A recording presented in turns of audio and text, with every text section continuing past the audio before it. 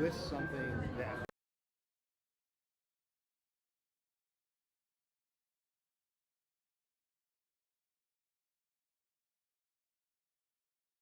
So there's a portion where I want to do like an interactive segment and share my screen.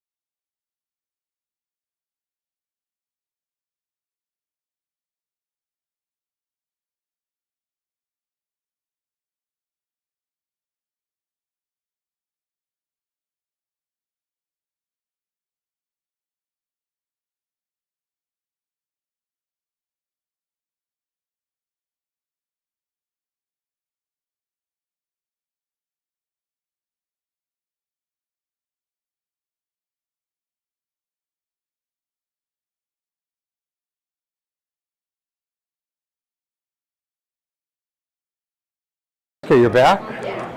Okay. Grab a table somewhere. Okay.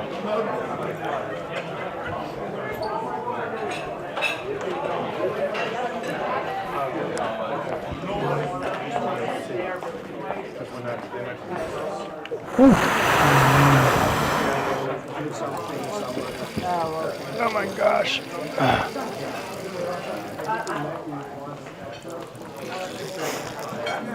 Okay.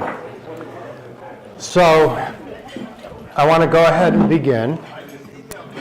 We're super excited to have John with us, but we'll introduce him a little later. I need to do some housekeeping first. We're streaming this to our contractors or employees in the Philippines, and we have several other people. So each person here will get an email with John's speech on it and what we're doing with ChatGPT. But I want to thank everybody for coming. Especially I want to thank our employees and independent contractors, because this thing doesn't happen without you working so hard.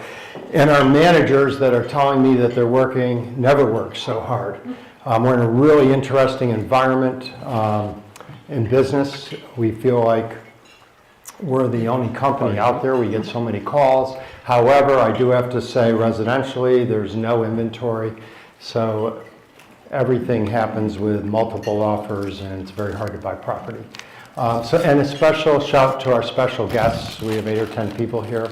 It seems like I know a lot of attorneys, so we have a lot of attorneys here. But thank you for coming. Before I introduce John, I just wanted to go through a couple things. So we had a meeting on February 28th in which we asked for intercompany leads. I'd like to say in 87 days we got 66 leads, which is really, really good. And that's from one company to another company. Some of them resulted in business, but it didn't matter. We just asked that we were able to talk to people. And it's worked out really well. In addition, property management picked up about 620 units. Modular Homes got 5 contracts to build. I mean, we're really busy. We're having trouble finding engineers. We're having trouble finding people that want to work. It's just a really difficult environment out there. But I want to do a couple things. One is one person in particular gave us a lot of leads. I wanted to recognize him, and that was Jason. Jason, we want to thank you. You gave us 9 leads. Altogether, the 66 leads. Yeah, let's give him a hand. He gave us 9 leads, and it resulted in $1 million in contracts that'll be closing in the next probably 3 weeks, and another $1.2 million in contracts, which we're very close to putting together. So Jason, we really appreciate all those leads and all the leads that happened throughout the company. Altogether, you added about $4 million to $5 million in gross sales just since February 28th. It was about 87 days we got 66 leads. So I want to thank you for that. In addition, I said to you all that our vision statement was building a company that honors God through excellence and integrity. And I knew of one story that came about, and so where we helped somebody that came to us that was homeless, had a dog. The agent put him in an apartment. He had dementia that we didn't know about. Ambulance picked him up. Dog went to the pound. So I did something a little different. Because we were going to learn about ChatGPT through John, I just verbally said something to ChatGPT. I said, hey, we had a guy come that was a vendor of ours, no place to live, has a pet, an emotional support animal, as you guys know what that is. And I just kind of went through. We went to an apartment, went to the hospital, went to assisted living. And in 30 seconds, I'm able to recognize that person, but want to read what ChatGPT came. It's with a little bit of hilarity, which bothered me, but it was kind of interesting. So this is ChatGPT with a humanitarian award to Jessica, who's here. She just arrived. So today we present a very special award to someone who went way beyond the call of duty, beyond paperwork, beyond deadlines, and well into a real-life episode of the Amazing Race Social Services Edition. Let me set the scene. Excuse me. One of our long-term vendors had fallen on hard times and was living in a car. Most people would say, that's really unfortunate, and made me move on, but not Jessica. Jessica decided this man needed more than a parking space. He needed a place to live. So she found him an apartment through one of our clients, no less, and got him off the street. A happy ending? Not quite. The plot twists. One day, the tenant mysteriously disappears, taken away in an ambulance. The only clue left behind, a dog, alone, no forwarding address. The police take the pup to the pound. Most people at this point would throw up their hands, but Jessica, she throws her keys into the ignition and drives to New Milford. She tracks down the hospital, she tracks down the man, she finds out about the dog. She drives back to the pound because of course she does, and rescues the dog. Then she finds it a no-kill shelter that would take him in. But she didn't stop there. Jessica also got in touch with the man's family and helped him to be placed in an assisted living facility where I'm happy to report he is safe and being cared for today. So, Jessica, for being a real estate agent by day and a guardian angel in your spare time, we thank you. You reminded us that while we manage properties, it's people who matter most. So, I want to thank Jessica, and I think we have a little award from Jessica. Thank you for going above and beyond. The gentleman had worked for us for 20 years. He was an architect that moved out of town, and he worked for the factory. And I don't think you guys have heard this story, so Alfie's hearing, who's here, is one of the owners of the factory, is hearing it for the first time. So thank you, Jessica, for doing that. Also, I just want to say, before you leave today, there is a blue brochure you're going to pick up, which is going to have one of these squeezy things so you can get rid of all your tension with the AC calls we've had this week and the no inventory. And in it is a lead submission guide. Have you signed up for our portal? We have a portal that has everything on it. Many of you signed up, but for those of you that haven't, we have everything on there from forms for rentals and documents, marketing requests. You can track your referrals, company policies. You can navigate our internal software. We have more software than any real estate company in town. And the other thing is, people are using Justin in the marketing to go out and drone things prior to, excuse me, I barely got up. I have a bad back, everybody. So prior to going out and making a presentation, and it's working. So for instance, Justin will go out and drone whatever you want to make a presentation on, and put together something for you so that when you go out and make the presentations, you're above and beyond anyone out there.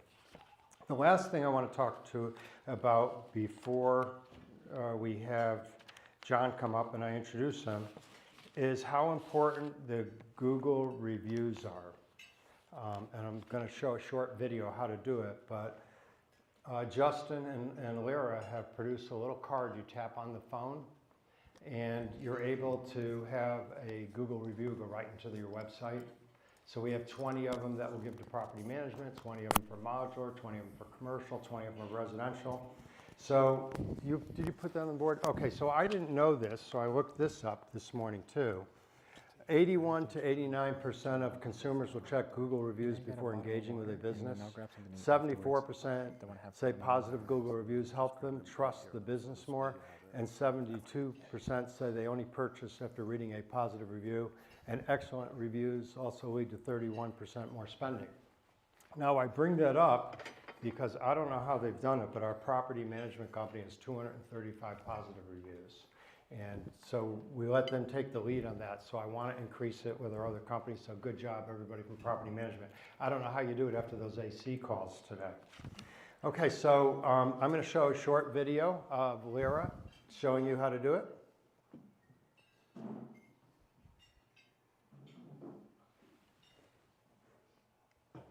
Hi, I'm Lara with our marketing department, and I'm here to show you how our Google review cards work. So first you tap the card onto your phone. That shows a notification to open a Google account. Once you're in there, log in into your Google account.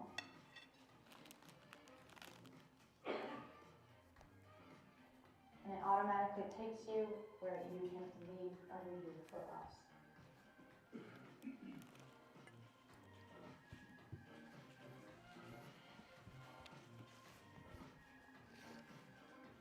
Once you're done writing your review, you can just post.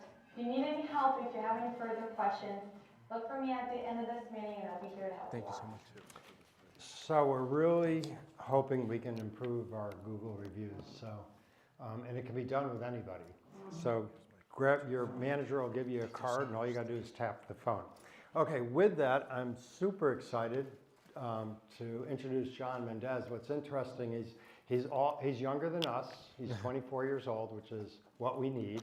His average age he teaches to is 40 and up. When I called him and I said, you know, are we ready for this week? He told me he was super excited to come in and teach you guys. That got me excited too.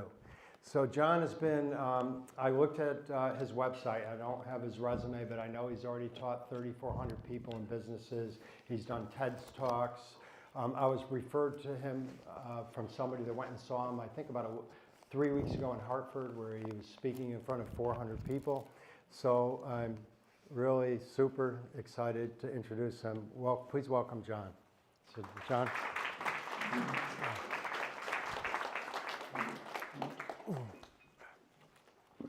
Alrighty, thank you so much for the warm introduction, Paul. Super excited to be here. And while I get my laptop set up, who here has used ChatGPT? Quick show of hands. Who here has used a tool outside of ChatGPT? Quick show of hands. All right, cool. Cool, we're in a good room. Well, I'm excited.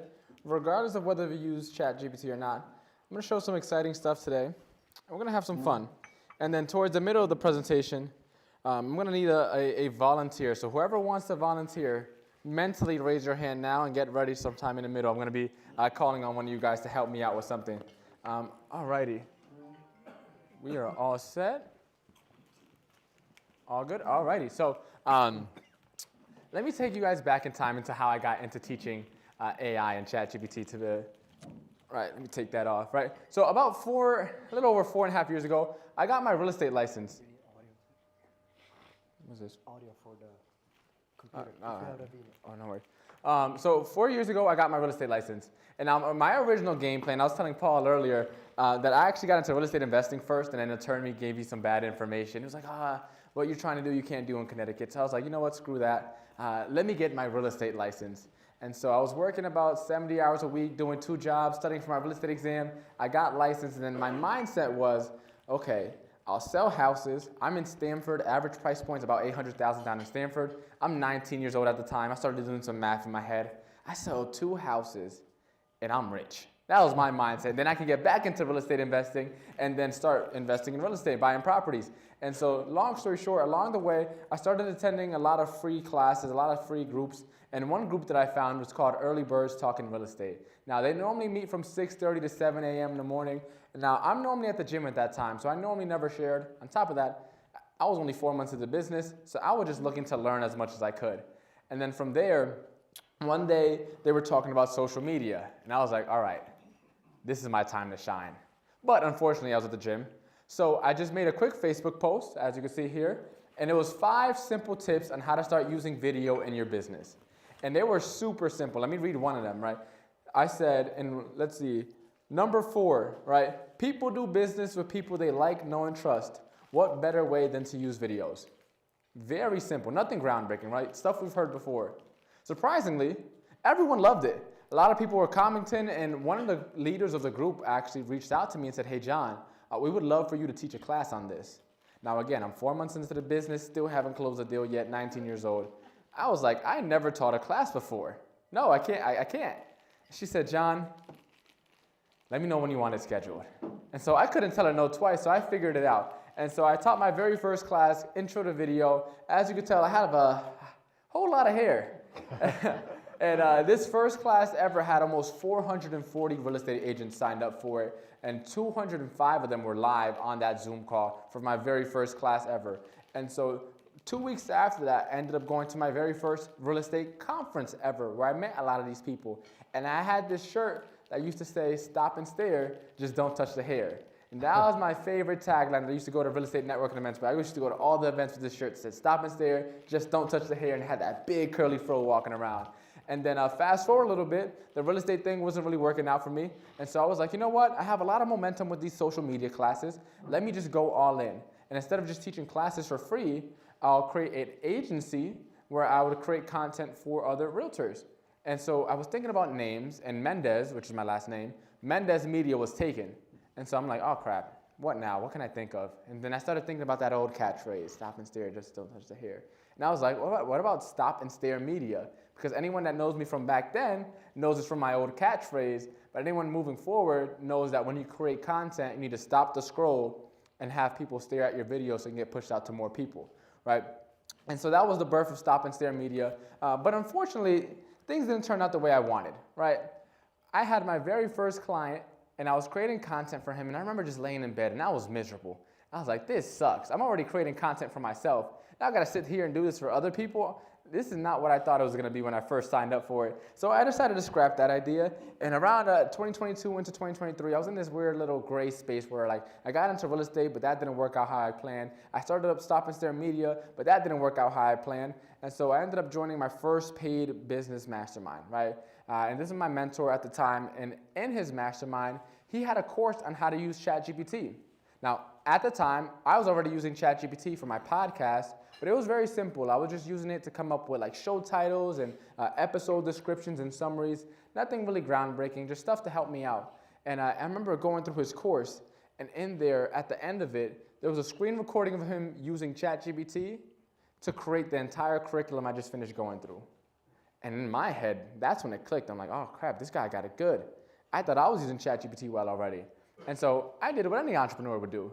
I went on ChatGPT and I created a class on how to use ChatGPT using ChatGPT.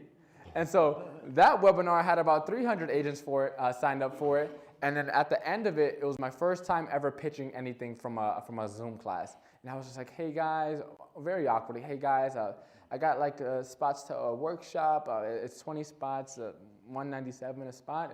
Here's the link, can you please sign up? And surprisingly enough, 24 hours later, I had all 20 spots sold out. That was about $4,000, which for me at the time was 3.5 months of me working at the restaurant. And that's when I realized I had to go all in on AI. So I'm here in front of you to say, the vehicle to boost your productivity in the next 12 months is artificial intelligence. It doesn't matter what role you're in, whether you're in the commercial side, whether you're in the residential side, whether you're doing more administrative tasks, whether you're in the Philippines zooming in on a Zoom call. It doesn't matter what your role is in your specific company, using AI over the next 12 months is gonna, at minimum, double your productivity, if not more, right? And so I want you guys all to commit to me today, right? I want you to commit that as soon as you know that AI is the key, that you'll go all in, right? Because we don't want anybody on the fence. We don't want anyone dabbling. But what does it mean to go all in? The person on the left over here, or your left, they have a Christmas decoration, nothing too crazy. I guess they tried or whatever. Person on the right, they went all in, right? Imagine what their Eversource bill is at the end of the month after all them lights. Person on the left here, she has a pet cat. Anyone here a cat owner? Oh, here we got one. We got a few in the room. I'm a cat owner as well. My cat's named Dexter. He just turned 5 this year. Cats are pretty cool, but lady on the right, she went all in. Right? There's a news article on her. She says she gets like 1,000 or so cats go through her house every single month. It's literally nuts, but she went all in.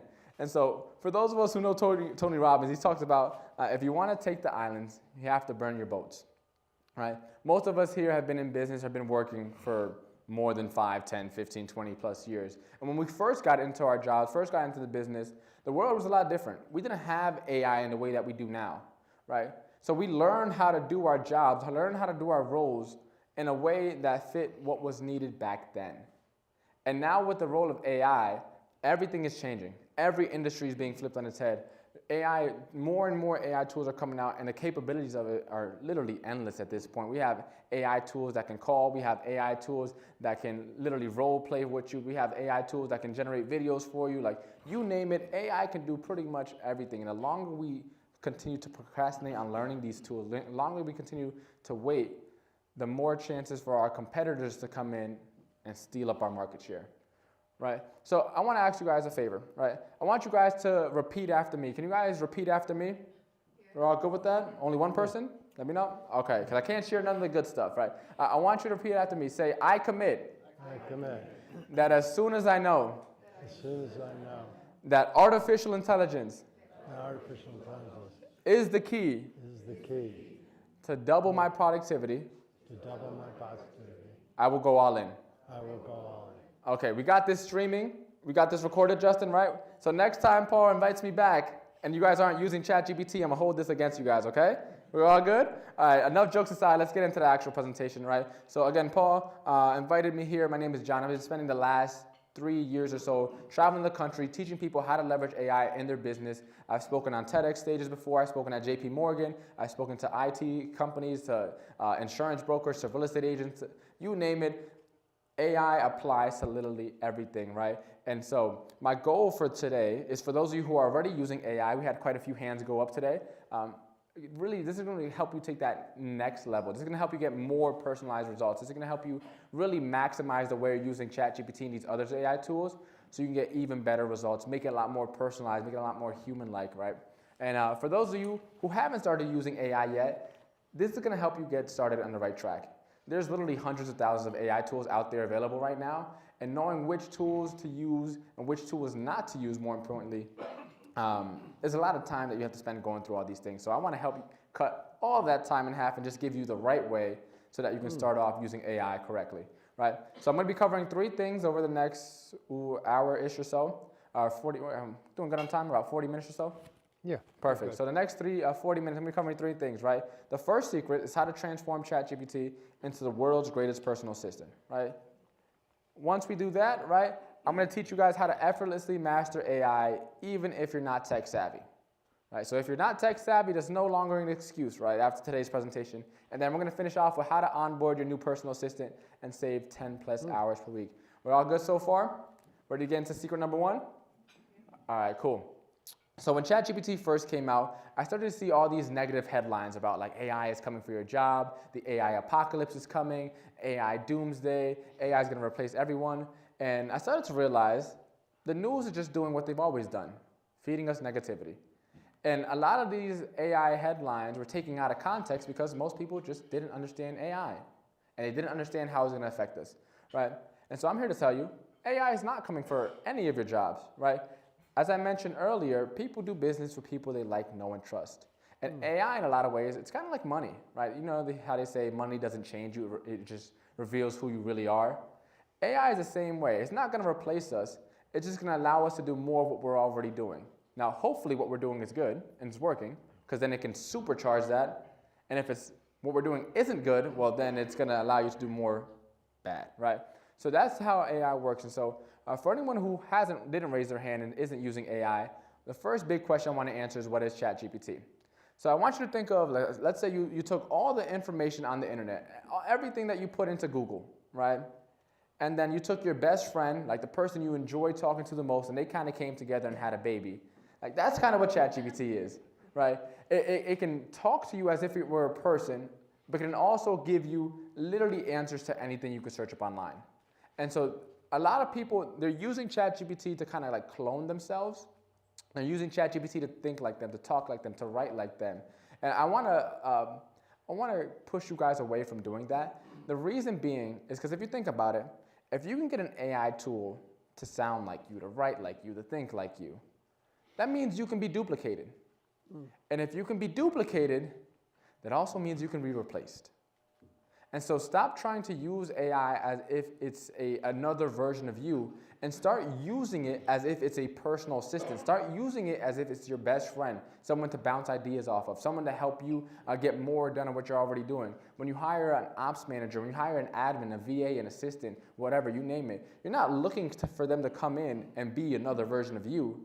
You're looking to have them come in and do the parts of the business that you don't want to do so you can get more of your time back and you get more leverage. And I want you guys to treat ChatGPT the same way. If you're having troubles coming up with an idea for marketing, use ChatGPT. If you're having trouble coming up with an email to respond back to a client, right, use ChatGPT. But don't treat ChatGPT as if it's you, because it'll never be, right? Treat it as if it's your best friend. Treat it as if it's that personal assistant to help you get leverage in other parts that you don't want to do or just need some more help doing, right? And so the next big question I get is like, okay, John, cool. Where do I find ChatGPT? Every time I look up ChatGPT on Google or if I go to the App Store, there's like 20 different alternatives, right? They all say powered by ChatGPT. The only way to access the official ChatGPT is if you go to openai.com. For anyone that doesn't know, OpenAI is just a company that made ChatGPT. That is the first way to access it. From here, you can also download it onto your phone, right? They have an app for iOS and they have an app for Android. But going to their actual website is the best way and only way to actually access the official ChatGPT. There's like 1,000 knockoffs if you go on Google. ChatGPT is free to use. You should not be paying for it unless you're intentionally doing so. They do have subscriptions, but you shouldn't have to pay to access ChatGPT because it's 100% free on their website. All right, now that we got that out the way, let me take you back in time. So back when I first started using ChatGPT, it was very robotic when it first came out, very not human-like, and every time you use ChatGPT, it would generate responses that just didn't sound like a person wrote it. It sounded too scripted, too well put together, and I started to get a little annoyed. And so what I started to do is I would just tell it like, hey, my name is John, here's my business, and just tell it a little bit of information about me, just so it can help personalize it and give it a little more context on the task I was working on. And from there, around mid-2023, they announced a new feature called custom instructions. And in this feature, it allowed you to put in some information about yourself into ChatGPT so it could start remembering who you are and what you do and start becoming a lot more personalized. And this was good, but the only cap was that it was limited to 1,500 characters, which roughly translates to about 300 words or so, or like a small to medium-sized bio, which isn't a lot of information, right? And so that was a start. And then in 2024, they announced a new feature called memory. And what this allowed ChatGPT to do is that it gave ChatGPT a memory bank to start storing some of the stuff that you're working on, some of the tasks that you're working on. And from there, it had a lot more space, right? So as custom instructions were limited to 1,500 characters, this had a lot more room for ChatGPT to start to understand your business, who you are, what you do, the different tasks that you're working on, your day-to-day, right? Again, helping to become more and more of that personal assistant. And then this year, ChatGPT did something crazy. They launched a new feature called reference chat history. So now ChatGPT can pull from all of your previous conversations, literally everything, right? So now, again, it's becoming more and more of that personal assistant. Hey, ChatGPT, what was that one thing I was working on last week, right? We talked about, let's say, a new marketing campaign for a property that's looking for tenants, right? Instead of having to search through ChatGPT and figure out which conversation you went in, if you have your reference chat history turned on, you can just start a brand new conversation from scratch and say, hey, can we pick up where we left off? Or hey, remember we talked about the big event we're doing at the end of the year? Let's continue planning it. And so now before in ChatGPT, you used to have to remember which conversations you talked about, which different things, and try to figure out how to keep it organized. But now with this reference chat history feature, all right, you can literally just go into ChatGPT, start a brand new conversation from scratch, and pick up where you left off, right? Now, how does this help all of you guys, right? It's gonna help make ChatGPT, again, more personalized, sound a lot more like you, and it's gonna be able to just make it a lot less tedious to use, right? You're not gonna have to worry about remembering where you put what and which conversation talked about what. It can start picking up on all your little mannerisms. It can start picking up on everything you do. And then there's a couple other cool little features I'll get into later, but once you start combining them, it just really opens up the door for ChatGPT to really become an extension of you and that, again, that perfect personal assistant, right? So how do we do this? The first thing you gotta do is when you go into ChatGPT on your computer, you're gonna wanna log into ChatGPT. And once you're in, it'll look a little something like this, right? Everyone familiar with this screen for those who have used ChatGPT before? All right, cool. In the top right-hand corner, you'll see a little profile icon. Once you click on this profile icon, it'll pop up a little menu here. And then from here, you're gonna wanna go to your settings, right? Once you're in your settings, if you go to where it says personalization, you'll see all three features that I just talked about, right? You'll see the custom instructions, you'll see the reference chat history, and the managed memories, right? All three features. Now, most people don't have this turned on, right? When you have these features turned on, that's when ChatGPT will start becoming better. But if you don't, make sure you turn them on. And again, you find them all three the same way. You go to your settings, you go to where it says personalization, and then from there, you'll see all three, right? Let's keep it going.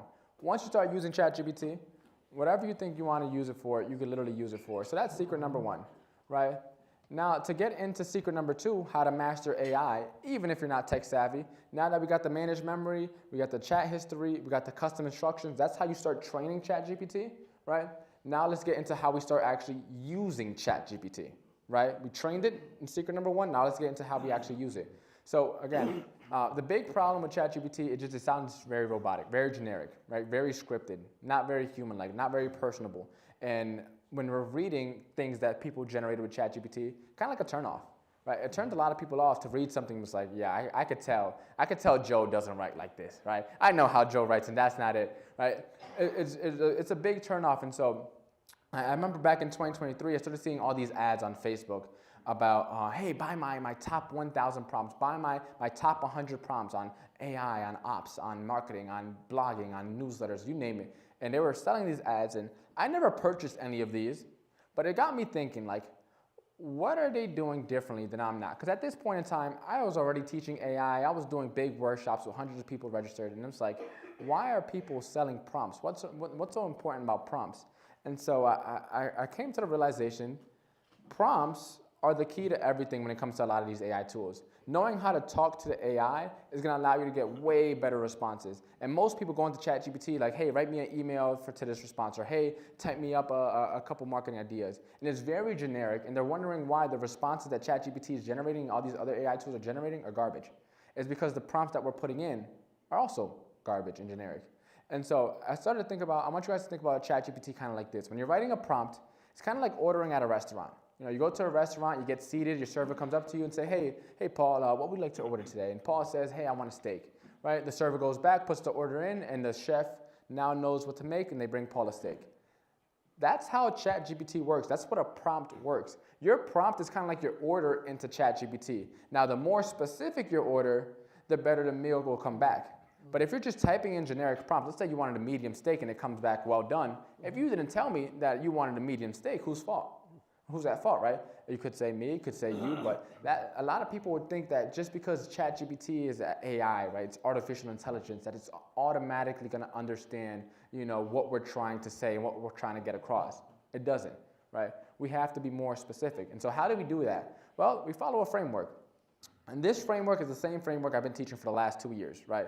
This is probably the best framework I've found for how to write prompts in ChatGPT. It's called the RACE method, 4 simple and easy steps, right? The first step is role, right? What is the role that you're trying to give ChatGPT? So I was using ChatGPT about 2 years ago. I remember I was working on like a social media project. I forgot what exactly I was working on the time. And I was just typing into ChatGPT, and one day I decided to type in, like, act as a social media manager. Now help me come up with content ideas. And very quickly, ChatGPT started to rewire everything that I was telling me, and it started giving me more creative responses for Instagram, for TikTok, for my YouTube channel. Right? All because I started off my prompts by saying, act as a social media manager. And I was like, all right, this is pretty good. Let me take it a step further. One day, a couple weeks later, I was typing in, working on emails for a project I was working on at the time. And I typed in, I want you to act as if you were Dan Kennedy. Now, anyone know who Dan Kennedy is? No one? Okay, cool. He's an old school direct response marketer. Long story short, long retired. He's way before my time. And he used to charge $50,000 a day for consultation, right? Again, now he's retired. I also don't have $50,000 laying around for one-on-one consultation at the time. So I was just like, hey, ChatGPT, I want you to act as Dan Kennedy, right? And then very quickly, ChatGPT started to embed all of Dan Kennedy's magnetic marketing principles into my email copy, right?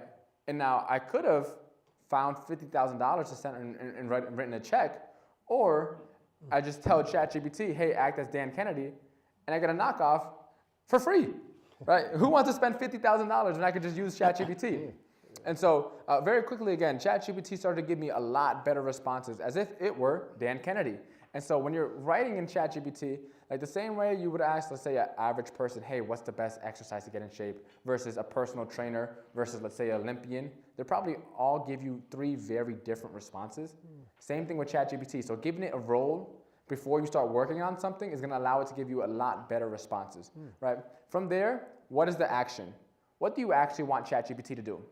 Clear is better than clever here. right? There's no fancy tricks, right? No creativity here. If you want ChatGPT to write up a text campaign, say that. If you want ChatGPT to generate a listing description, say that. If you want ChatGPT to write back an email response, just tell it but that's what you want, right? I want you to act as, let's say, a customer service specialist, respond back to this email that this customer sent me. So that's role action.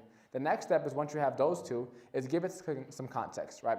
ChatGPT is trained on like 1 trillion data points. It's trained, as I said earlier, on everything on the internet, whatever, but it's not trained on you, right? It's not trained on you. It's not trained on you. So you have to tell it a little bit about the task at hand. You have to tell it a little bit about yourself. Now, when you follow secret number 1, right, you turn on your reference chat history. You turn on your managed memories. You turn on your custom instructions. ChatGPT is going to have a lot more understanding as to who you are and what you do. But then also tell it about the task at hand, right? So if the first step is, hey, act as a customer service specialist, the second step is write a response back to this client who sent me an email. The third step will be, right, this client has been a long-term tenant of ours. They've never had an issue. They're a little upset, right, and they need this issue resolved, right? That's give it some context as to the task at hand, right? And then once you follow those 3 steps, the last step is set expectation. Quick show of hands. How many people here have been in an argument via text or via email before? Quick show of hands. Okay, everyone in the room, right? So we all understand how quickly and how easily words can get lost in translation, right? A lot of people have this misconception that AI, again, because it's artificial intelligence, because it's super smart, that it's going to automatically interpret things in the way that we want to interpret them, or in the way we want them interpreted. That is not the case. So give ChatGPT an example. Let's say you're writing the email, right? So act as a customer service specialist, right? Write me an email for this client who's complaining, right? They're a long-term tenant, right? And they've been here with us for a long time, never gave us any issues. The expectation could be, write this email in a friendly, personable tone. Write this email in 200 words or less. Write this email very succinctly, right? Whatever you want to do, write this email and add a little bit of humor to disarm them. Whatever you want, but set the expectation, right? And then one step further, a little bonus step, is sometimes I'll type into ChatGPT, like, hey, do you understand? If so, please provide me an example, right? So I'll legit ask ChatGPT, hey, do you understand me? Give me an example, right? And if it gets it correctly, then I'll move on. And if it doesn't, then I'll tweak it and adjust it and then get back into what I was working on, right? But I don't assume that ChatGPT understands me. I make sure that it understands me, and then I go from there, right? So that's the 4 steps: role, action, context, expectation. And so let me give you some actual examples of how to use it, right? Let's say you're working on an email newsletter. Hey, ChatGPT, I want you to act as an email copywriter. Create me a newsletter for the month of July. This month we're highlighting the Amber Room and a couple other local Danbury businesses, right? Make sure the newsletter is 150 words or less, includes the joke of the day and a fun market stat, right? Boom, role, action, context, expectation. Let's say you're working on a video script, right? Hey, ChatGPT, I want you to act as a professional content creator. Write me a video script for a video to promote our June AI event at the Amber Room in Danbury. Make sure the script is 100 words or less so that we can put it into Instagram Reels, and make sure to have a call to action with make sure to click below to RSVP. Boom, now we have video scripts that role, action, context, expectation, right? Let's say we're writing, let's say we have a closing gift, right? Let's say we got a new tenant, right? Or we just closed on a property, right? Hey, ChatGPT, I want you to act as a client appreciation specialist or a customer care specialist. Give me a list of potential gift ideas for this client who just became a tenant at one of our properties. This client has an interest in Louis Vuitton and fancy name brand clothing. My budget is $50. Come up with something, right? Right? You can literally use that same framework for anything. Role, action, context, expectation. It doesn't matter what you're working on, right? Once you got that framework right, secret number 1 is training it. Secret number 2 is all about how do we actually use the tool at hand. Now, it doesn't matter if we're using ChatGPT, it doesn't matter if we're using Copilot, if we're using Gemini, it doesn't matter if we're using a Claude, it doesn't matter what the AI tool is, they all kind of work in a similar fashion where the better prompt you give it, the better result it'll generate, right? And so who wants a live demo really quickly? Anyone want a live demo? Cool. I'm gonna need 1 volunteer. Who wants to be my lucky volunteer? Where are the fun people at? Anyone fun wants to volunteer? Oh, yeah, Joe. Joanne, all right. Joe, come on. You got to come up. Yeah. All right, Joe. Hey. We got a live demo. Joe, no fist fights. All right, so Yeah. Make it friendly, Joe. make it friendly. All right, Joe. We're going to use ChatGPT live right now. So bear with me as I pull in ChatGPT. I'm going to zoom in really quickly. All right, let's see. Can you guys see my screen already? All right, perfect. So I'm going to work some AI magic. You cool if I work some AI magic? Work it. All right, so again, I told you the framework, right, is role, action, context, expectation, right? Once you do that, right, you'll write really solid prompts. But once you start getting really comfortable with AI, you can get AI to write prompts for you. Wow. So instead of using your brain to write the prompts, you're kind of using AI against itself. So let me go into my magic archives of secret magic prompts. And I'm going to copy and paste one of these directly into ChatGPT, right? Directly into ChatGPT. Right, so I'm just going to copy. I'm going to ChatGPT, and I'm going to hit paste. So what's one thing that you're working on like right now that you could probably need some help with or want to use AI to brainstorm with? What comes to mind? What are you working on currently? We want to try to promote a house we're building up in Newport, Rhode Island. I want to promote. Let's see, we have a fancy microphone stand right here. We're gonna hold this up. There we go. So I want to promote one more time. A house we're building in Newport, Rhode Island. A house we're building in Newport, Rhode Island. All right, cool. So now what ChatGPT is gonna do is gonna take that and it's gonna write a prompt for me, right? So now it says, hey, write a promotional property description for a new construction home being built in Newport, Rhode Island. Highlight the location, lifestyle benefits, architectural style, luxury features, and projected completion date. The tone should be aspirational and inviting, ideal for use in a real estate listing or social media post, targeting high-end buyers or second home seekers, right? So now ChatGPT, after writing that revised prompt, is gonna ask us some questions. So what's the estimated square footage and layout of the home? 2,300 square feet.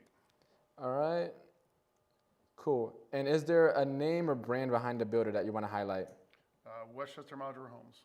Westchester, one more time, Westchester. Modular Homes.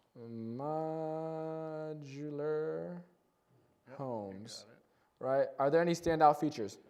Yes, has a beautiful front porch, open, two-story open family room, large kitchen with featured countertops and appliances, beautiful tile work in the bathrooms, two-car garage, patio in the rear. All right, cool. Two-car garage, perfect, right? What is the estimated completion date? Tomorrow, cool. No.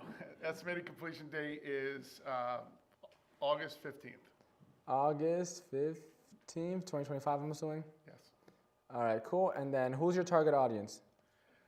My target audience is people that own property currently that might want to do a tear down rebuild and or just families looking for land to build new homes. That's really what our client is. Rebuild. People with money, people Lots of it. loaded, people who are loaded with money, tons of it.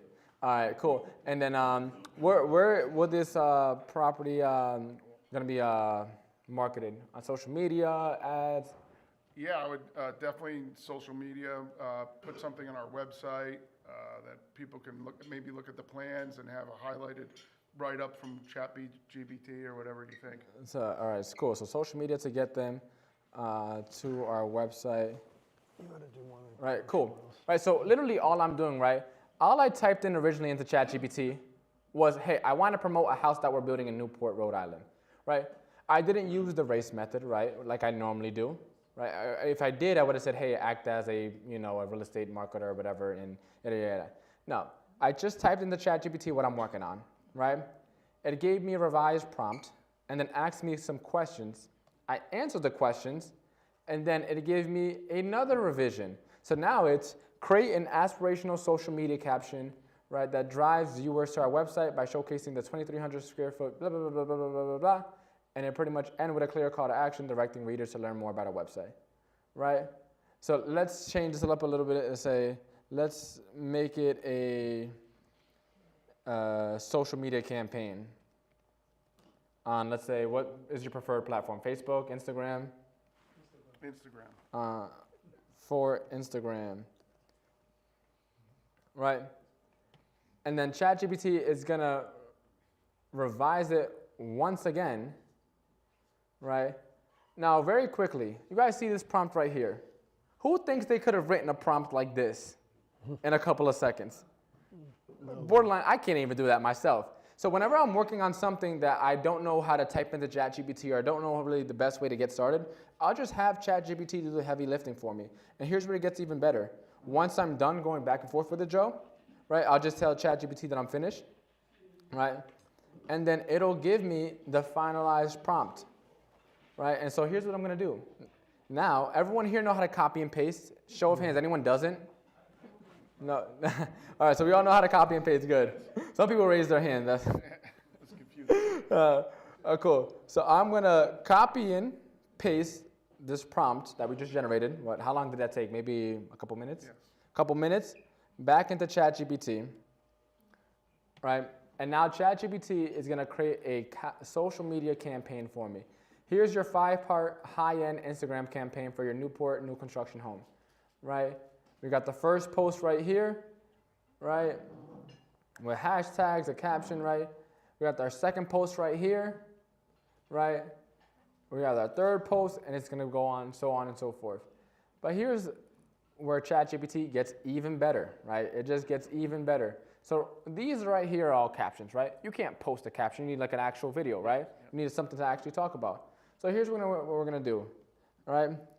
Let's turn post number 1 into a video script, right? And now, not only do I have our social media strategy to promote this, now I have a new script that I can go record. And now if you have a videographer, right, you can take this to them and say, hey, here's what I want to do. And look, it has the opening shot, drone sweeping over Newport coast, waves crashing, voiceover. This is Newport living, right? Then you get a close-up of a coffee mug steaming on a porch ledge, sunlight rising, voiceover. Your mornings start with ocean air and ends with a glowing sunset on your front porch, right? And so now you have a potential video script that you can go to your videographer and say, hey, here's what I want to record. And so it'll take me maybe another 5 seconds or so to type up the rest of these. But let's say we actually want to use that 5-part social media campaign, right? We already have all 5 post ideas generated. All I would do is say, now create the script for number 2, then number 3, number 4, number 5. Take all those scripts, go to your videographer. Hey, let's meet up at the property. I got some content I want to film. Give them the scripts, and then have them help you record it. And now they'll edit it up for you, and now you have your campaign. Who think that was awesome? Powerful. Right? And how long did that take us? Maybe 4 minutes tops? 4 or 5 minutes. And then another 2 minutes or so, I would have had everything else created for you. But thank you, Joe. Everyone, round of applause for Joe again. Thank you. Looks like Justin's gonna be busy.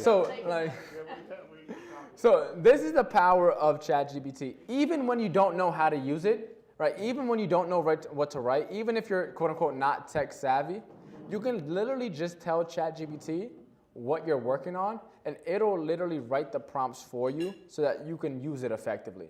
So now you don't even need to learn how to use it anymore. You could just use it to learn how to use it while you're using it, right? Hold on, questions to the end, right? So again, now I have a list of like 30 or so prompts in here already written up, copy and pasted, ready to go. Show of hands, how many people would like access to this? All right, cool. So Paul said I'm free to give you guys a special gift. So for everyone here, because you guys are all amazing, let me get back into my presentation. I'm going to let you guys all scan this QR code, right? And I'll send it all for free, right? You don't have to, pay for anything. Just scan this QR code, and I'll give you all the prompts, including the one I just used with Joe for free. So scan this. Now, again, I'm on a little bit of a time crunch.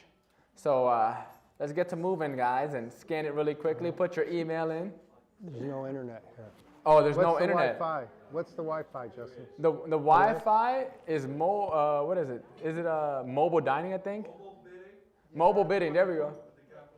Mobile bidding is the worst case scenario. I just have Paul send it out afterwards. But for those who don't have Wi-Fi, no worries. We got you covered. We thought 3 steps ahead. We'll just send the email out to everyone afterwards. But that's going to give you access to all the prompts. They're already ready for you, copy and pasted.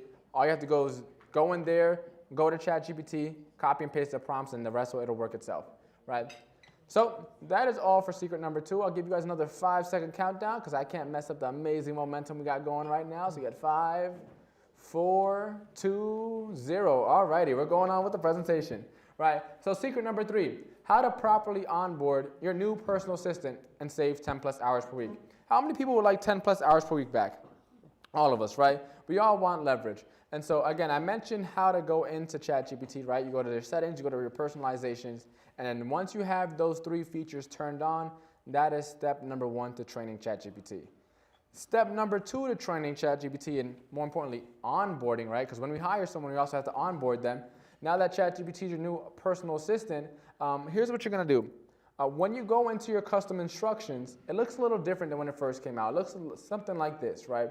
And I'll go through all of the sections. So in your custom instructions, the first thing it asks you is, what should we call you, right? In there, keep it simple. Just give them your name, right?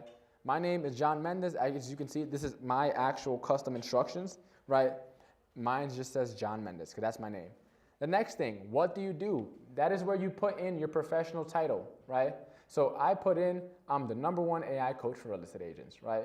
I had to toot my own horn a little bit, so ChatGPT talked to me as if I'm the best, But what do you do, right? What's your role? Just keep it simple, right? The next thing is, what traits should ChatGPT have, right? If you want ChatGPT, I know the screen's a little blurred, but it asks you, do you want ChatGPT to be witty? Do you want it to be philosophical? Do you want it to be wise? Do you want it to be encouraging, prolific, forward-thinking, traditional, skeptical, curious, comical? You could train ChatGPT on how you want it to respond. Now, if you can't see, mine is blank, meaning you don't really have to worry about it. When you learn how to write good prompts, you can get ChatGPT to respond in any way you'd like. So you could put something in here if you'd like. It's not the most important, which is why I have mine blank. And so that's pretty much it. The next box here on your right-hand side asks anything else ChatGPT should know about you, right? This part is important. If you all have a bio of some sort, copy and paste your bio into this section right here, right? Copy and paste your professional bio into this section right here. If you don't have a professional bio, right, go into ChatGPT and ask it to write you one. Right. How do you do that? Well, in that amazing list of prompts I gave you all just now, there's a prompt in there already written for bio creating. So just copy and paste the bio prompt, put it in your ChatGPT, have ChatGPT write you a bio, and then put it back into ChatGPT, right? And then the last thing, the most important step, is when you're in your custom instructions, there's a little button that you'll see when you're in there, right? And you guys will all have the recording to this, so you guys will be able to see. But the little button, it says enable for new chats, right? Enable for new chats. If it's not turned on, you pretty much would have done all of this for effectively nothing, right? So make sure that last little dot is turned on, right? Enable for new chats is exactly what it says. Once that's turned on, then you're all good with step number 1, custom instructions, right? The next step is manage memory.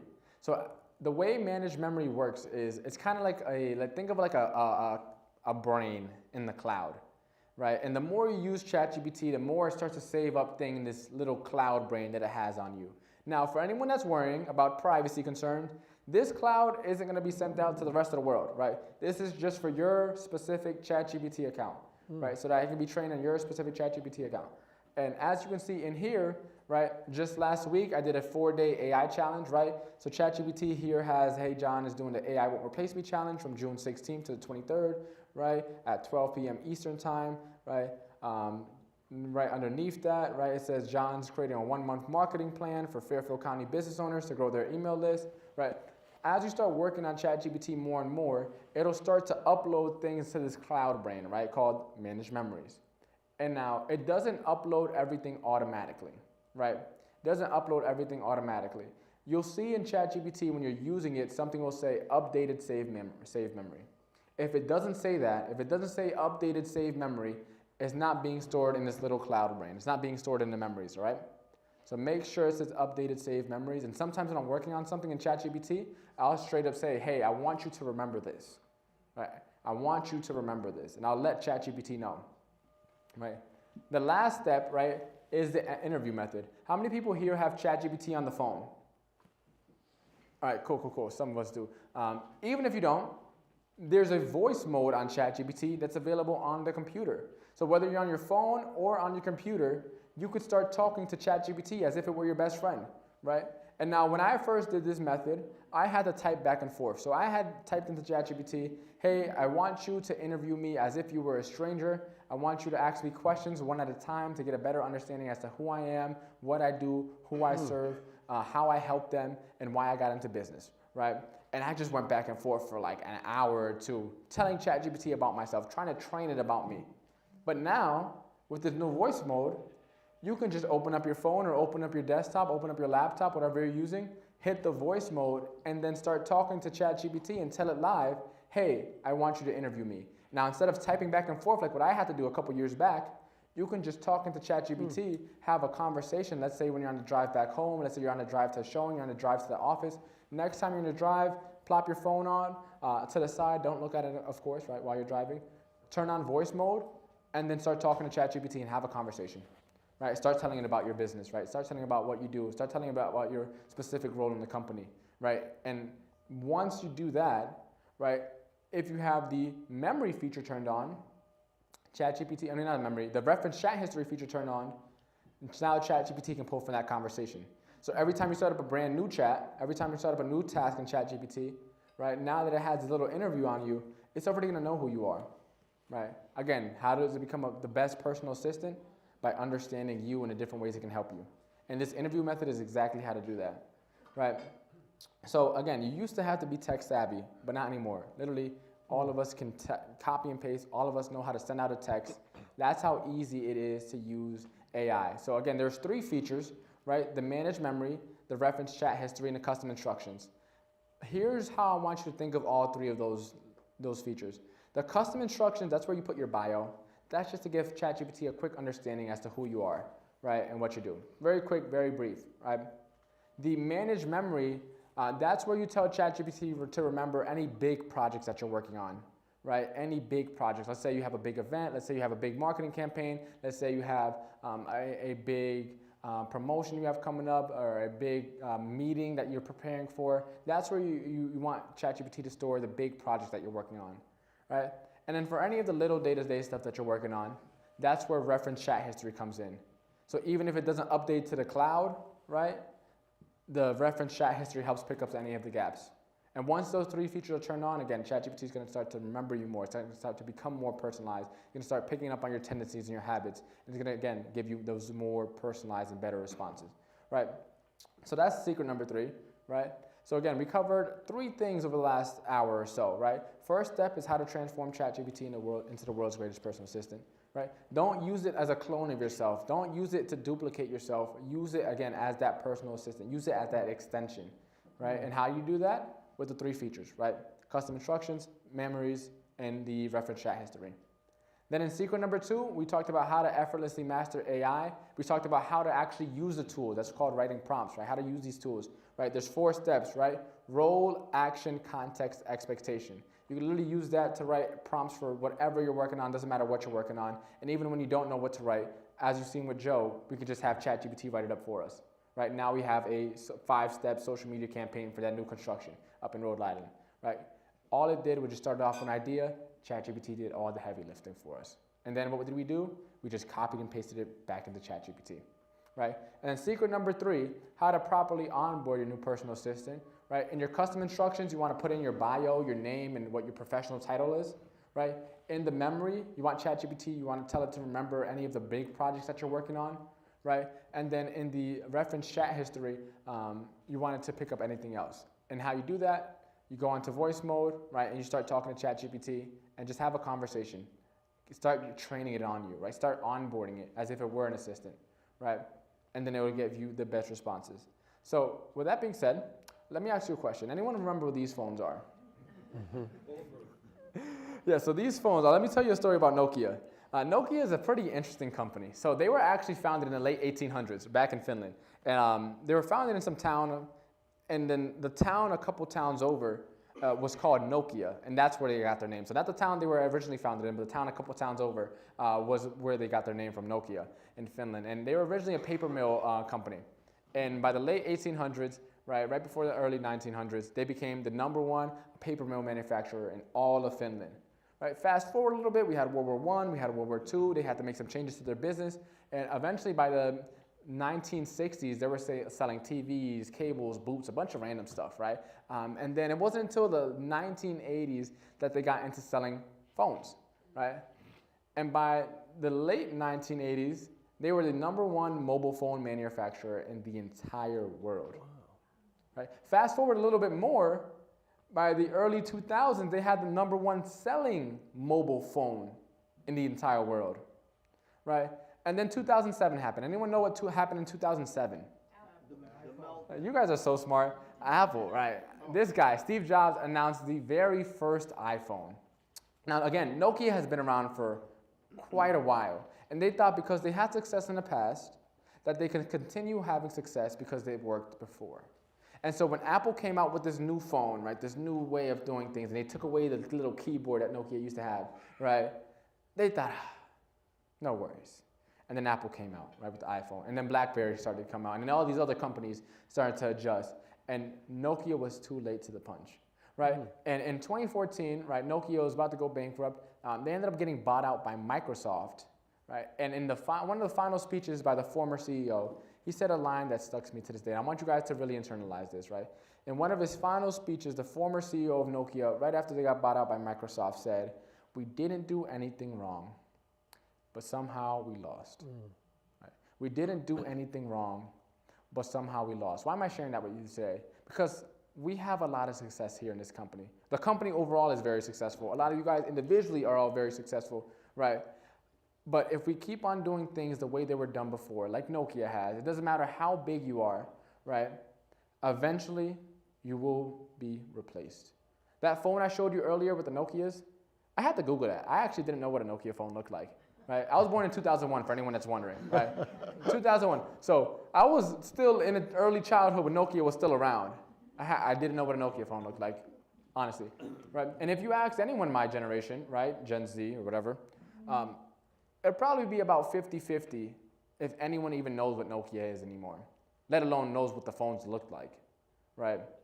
Now, why do I share that? Because it doesn't matter how big you are, how successful you are, or how well off you think you are. If you don't keep up with where the industry is headed, where the market is headed, eventually you too can end up like Nokia. So I want you to leave you guys all with this last statement, right? Again, there's so many things when it comes to AI, but if you start leveraging it, if you start embracing it, this is where we're already headed, whether you like it or not. And I can leave you guys with one last closing statement, is that AI won't replace you. Someone using AI will. Thank you. That's good. That was great. That was great. Thank you. Thank you. So I had really high expectations for this, and you hit them all. Thank you. That was really, really good. Questions? Yeah, do we have questions out there? Here we go. Yeah, you mentioned we're going to discuss differences between the different AI tools, like the Gemini and, because like I know my phone has Gemini, but is it different than ChatGPT? I mean, I know nothing about it. Yeah, no worries. So the question she's asking for anyone that didn't hear is like kind of the differences between some of the different AI tools like ChatGPT, Gemini.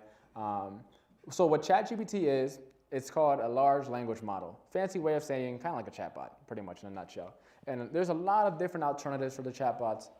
They pretty much, Grok is another one. There we go. Grok, we have Copilot, we have Claude, all these different tools. They all kind of work the same exact way. So if you take what we talked about today, at least the race method, right, the way of how to write prompts, you'll be able to get effective results in any of those AI tools.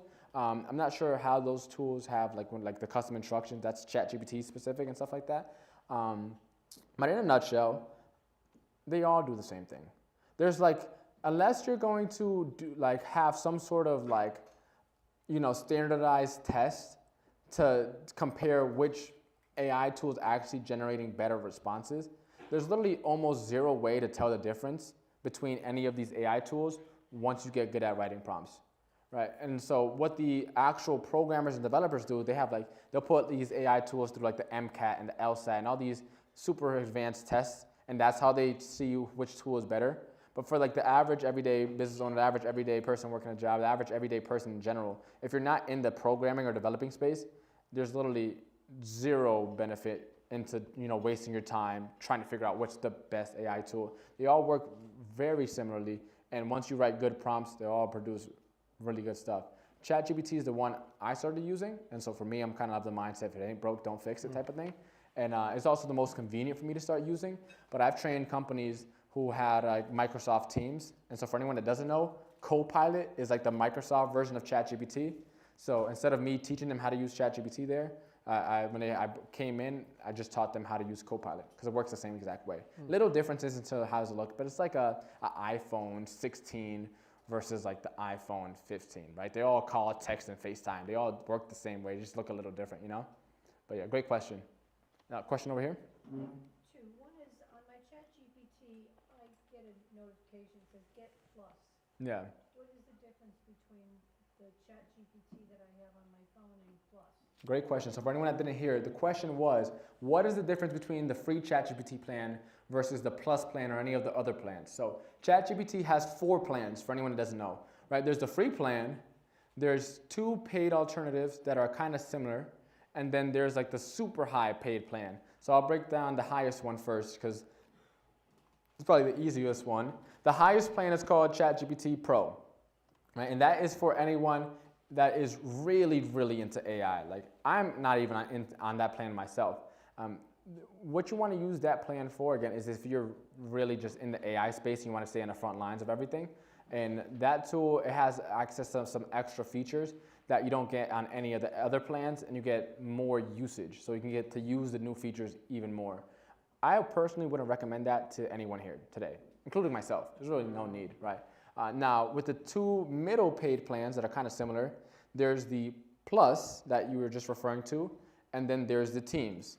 The Plus and the Teams plan are virtually the same exact thing, except for the Teams has a little bit more, it has like a more centralized hub for collaboration. So if let's say you have an admin, you have a team underneath you that works for you, it allows you to collaborate more effectively and more efficiently, but it's pretty much the same thing. The Teams plan and the Plus plan, the Teams is just for people who have a team, and the Plus plan is just anyone that's using ChatGPT independently. But there's no real difference other than those 2. So they're pretty much the same exact thing, just one for teams versus one for independent people.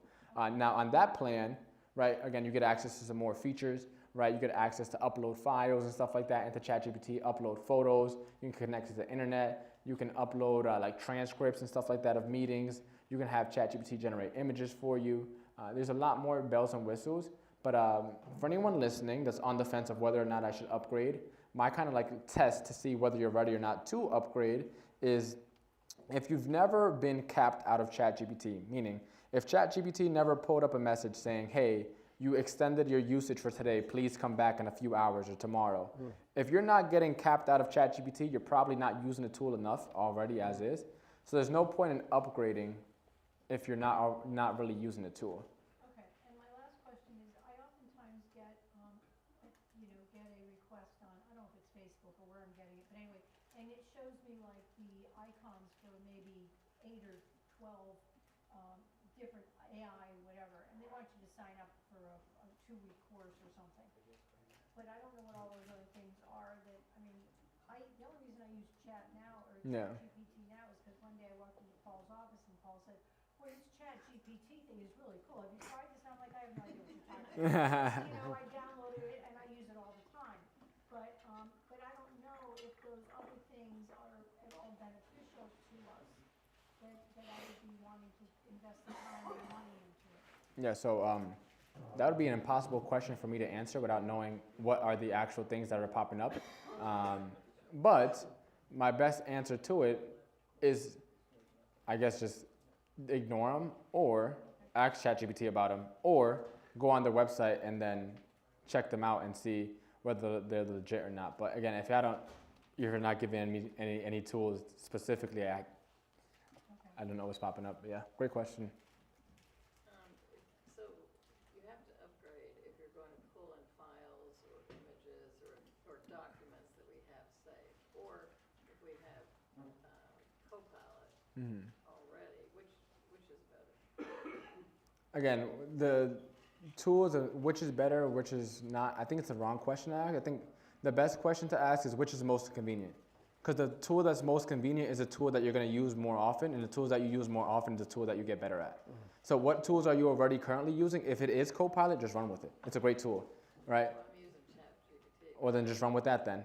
If you're using both, use certain ones for certain things and certain ones for other. Let's say you use, let's say there's Microsoft Teams and you have Outlook or whatever.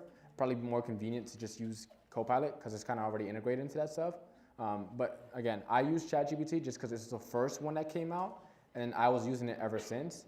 But in terms of like what's the best tool, they're all so like relatively similar at this point. Like back when, let's say if you asked me 2 years ago, there was more of a conversation that could be made because like everything was still so brand new. But like now, they're all just so good.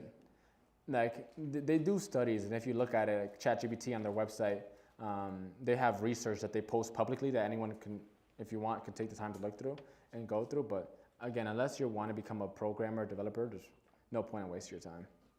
Do you ever train on Copilot? Do I train? I trained before. Yeah, I went a local insurance company had me come in and do a training, 4-hour training for their staff on how to use Copilot.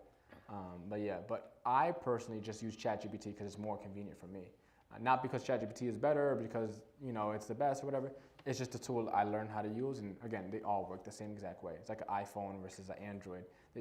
They just look a little different, but they still call, text, and do the same majority stuff, right? Yeah. Any other? We got one right.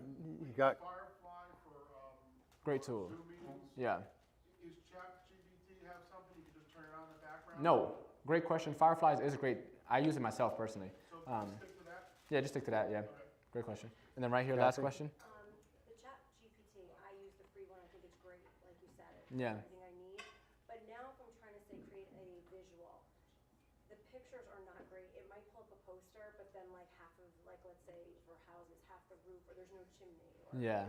so is that a reason to upgrade? Because that's the only reason I would upgrade is for the Yeah. visual, the graphics. Otherwise, the free one is fine. Yeah, great question. So when it comes to generating images, ChatGPT is still a little wonky when it comes to generating images with text. So if you're creating flyers, I would stay away from it. But let's say for me, like you see in my presentation, some of the images that were generated on there were generated by AI. And so like the way I use the generate images features is I have it create images for my slides to help illustrate things that I'm saying. As you could tell by my presentation, most of my slides have 0 words, if not maybe a few. And I use ChatGPT to generate the images for those. But if I'm just creating like a flyer, let's say promoting a workshop, or let's say I have a new property, right? I would just do that in Canva still. But I would use the image feature if you just want to generate some like stock images for stuff like in presentations and stuff like that. Or generate the photo on ChatGPT, upload it into Canva, and then put the text overlaying. Great question. I have one last question for John, and I think everybody got something out of this.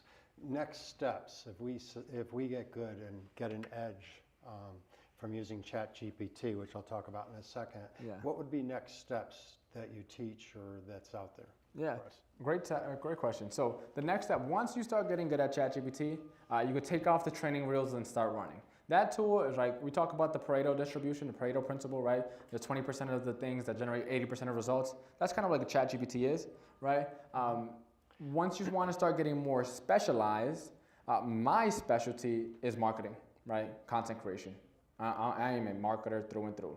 So if you guys want to start using AI for marketing, I actually am teaching a workshop in July. It's a 4-hour workshop, and it's going to be limited to 12 spots. I want to keep it nice and intimate, but I'm teaching a workshop in July, and in there, I'm going to be going over how to leverage AI to do things like creating content calendars, creating video scripts, repurposing content, all that stuff. But for those who aren't ready for that investment, I have a free AI newsletter, and every week I'm dropping different AI tips and strategies on various things, right? It's a free weekly newsletter that you can read in 2 minutes or less that I still write myself, right? By hand or by typing or whatever, not ChatGPT generated, where I'm sharing all the best ways that I'm using AI in my business and the different ways people are using AI in different roles in different industries. Let's give John a hand. Thank you so much. Thank you, Paul. So we stream this, everybody will get a copy of it, but the way I look at it is that this is almost going to be the new norm. I want to get an edge as far as us with the company. So I'll probably ask Justin to set up some ChatGPT groups if where you're getting where you guys get hundreds of emails. If I can cut down on that, I get hundreds of emails. I know my wife gets hundreds of emails. I know the property managers do. If we can get an edge in what we're doing by using ChatGPT and getting good at it, so maybe I'll have Justin set up some groups and we can meet in small groups and get good at it. I don't want to Nokia ourselves now that I got some buzzwords. So I think this has been a great event. We're in the service business, which means that perception and reality is what we do. People have a perception of us, and then we need to deliver. So I will probably go forward and talk to John about going to a seminar for ChatGPT in the marketing part. Any questions for me before we end?